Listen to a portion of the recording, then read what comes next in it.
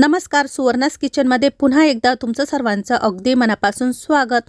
आज आपण मस्त पालक पुलाव करणार आहोत। पालक न खाणारे सुद्धा हा पालक पुलाव अगदी बोटे चाटून खातील। तर चला रेसिपीला सुरुवात करूया। सर्वात आधी इथे मी मस्त हिरवागार पालक आणलेला आहे। एक जुडी पालक स्वच्छ निवडून तो धुवून घेतला।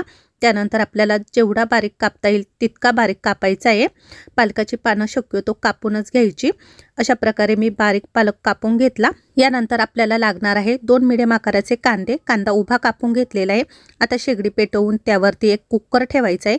तुमच्याकडे कुकर नसेल तर तुम्ही पातेल्यामध्ये केला तरी पण चालेल। यामध्ये 3 ते 4 चमचे मी तेल टाकलो। 1 चमचा बटर टाकायचे। बटर नाही टाकलं तरी पण चालेल। तेल चांगलं गरम झालं की यामध्ये अर्धा चमचा जिरं आणि पाव चमचा हिंग टाकायचा। त्यानंतर उभा कापलेला कांदा टाकायचा आहे। 4 ते 5 हिरवी मिरची मी उभ्या कापून घेतलेल्या आहे। अर्धी वाटी फ्रेश मटार आणि 8 ते 10 काजू टाकायचे।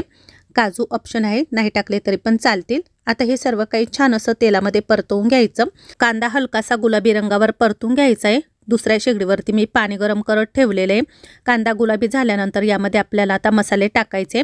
पाव चमचा हळद पावडर, अर्धा चमचा गरम मसाला, अर्धा चमचा धना पावडर। सर्व मसाले तुमच्या आवडीनुसार कमी जास्त करून टाकू शकता तुम्ही। यानंतर आता आपल्याला यामध्ये बारीक कापलेला पालक टाकायचा आहे।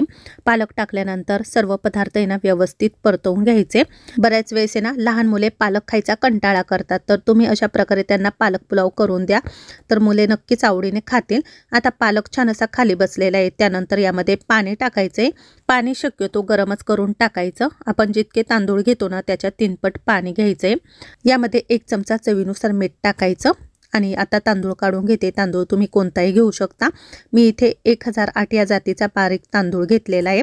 1.5 वाटी तांदूळ फक्त 2च पाण्याने धुवून घ्यावे। जास्त पाण्याने तांदूळ धुतला तर तांदळाची चव आहे ना कमी होते। तांदूळ स्वच्छ धुतल्यानंतर कुकरमध्ये टाकायचे।